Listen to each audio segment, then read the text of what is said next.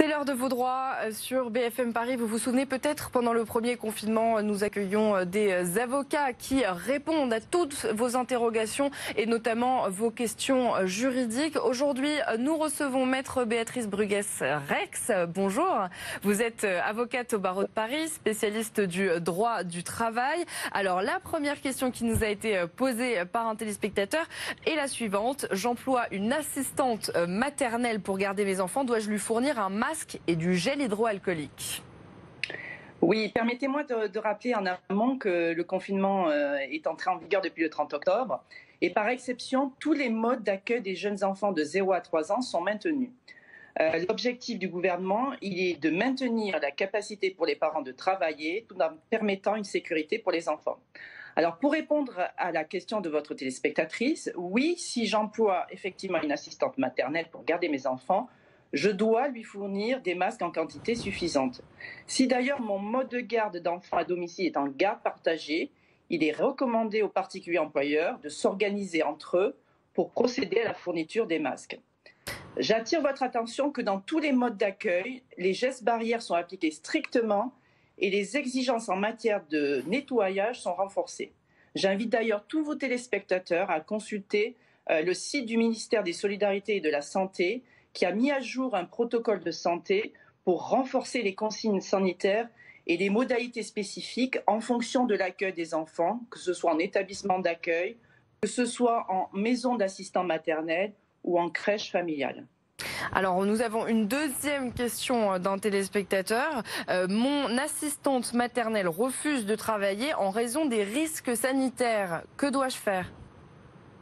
Alors, si l'assistante maternelle bénéficie d'un arrêt de travail, naturellement, elle ne doit pas venir travailler.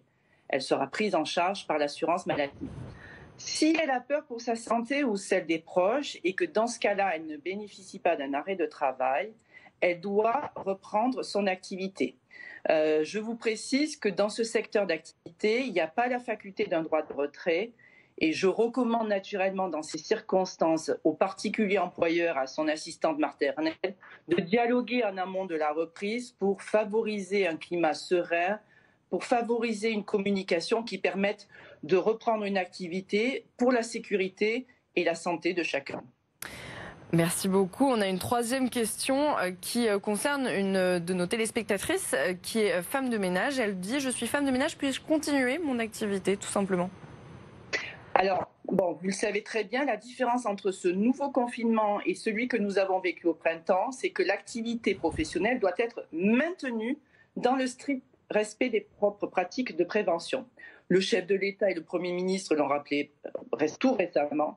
Tous les professionnels de la santé, y compris ceux de service à la personne, c'est-à-dire notamment les aides à domicile ou les gardes d'enfants, peuvent poursuivre leur activité avec une attestation dérogatoire de déplacement.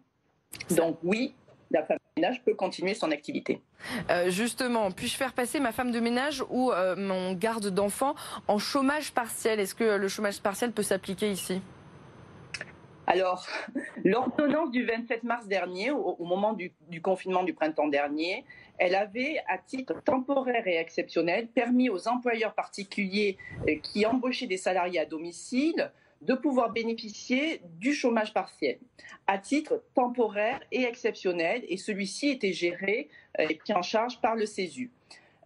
Cette ordonnance qui prévoyait une existence de ce chômage partiel à ce titre-là jusqu'à la fin du mois de décembre a été, j'ai envie de dire, un terme a été mis fin plus précocement puisqu'un décret est intervenu le 14 août 2020 pour mettre un terme à ce dispositif de chômage partiel exceptionnel. Donc depuis le 31 août 2020, il n'y a plus de chômage partiel dans ce cas de figure.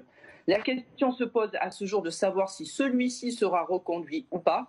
Objectivement, dès lors que nous ne sommes pas dans les mêmes conditions et qu'aujourd'hui le souhait est que l'activité économique perdure et que le confinement permette aux parents de travailler, de télétravailler, la question reste ouverte, mais il est permis de penser que dans un contexte de reprise d'activité, le chômage partiel ne sera pas maintenu. Voilà, donc pas de chômage partiel pour votre femme de ménage ou garde d'enfants. Merci beaucoup pour toutes ces réponses extrêmement précises, Maître Bruguès-Rex. Vous êtes avocate au barreau de Paris, spécialiste en droit du travail. Merci d'avoir été avec nous. Et vous aussi, téléspectateurs, envoyez-nous toutes vos questions juridiques par téléphone au 06 13 02 46 93 ou sur notre adresse mail témoin@bfmparis.fr ou encore grâce au hashtag BFM Paris sur les réseaux sociaux. Tous les matins à 8h45, un avocat répondra à vos interrogations. Tout de suite, la météo.